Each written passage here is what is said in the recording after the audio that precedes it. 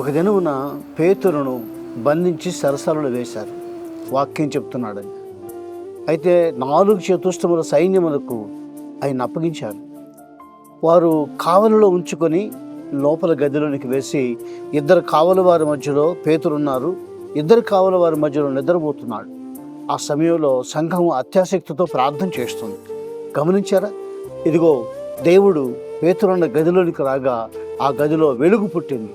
అప్పుడు పేతురును తట్టి లేపుతున్నాడు. పేతురు లే లే పేతురు లే అని లేపాడు.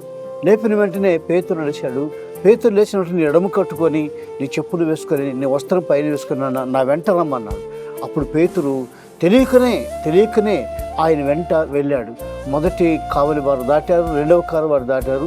వీధిలోకి పట్టణంలోకి పోయేటువంటి 20 గడియలు కలిగినటువంటి గడి దగ్గరకు తనంతట తానే తెరుచుకుంది, బయటకు వెళ్ళిపోయారు. గమనించారా? యేసు ప్రభు నిన్ను విడిపించడానికి శక్తిమంతుడు. నీ శ్రమలో సహాయం చేయడానికి ఆయన చాలినవాడు. పేతురు శ్రమలో సహాయం చేశాడు. రేపు ఆయన తీసుకుని వెళ్ళి చంపాలన్న ఆలోచన వారికి ఉంది, కానీ దేవుడు తప్పించాడు. నిన్ను కూడా తప్పించడానికి సమర్థవంతమైన దేవుడు నీకున్నాడు.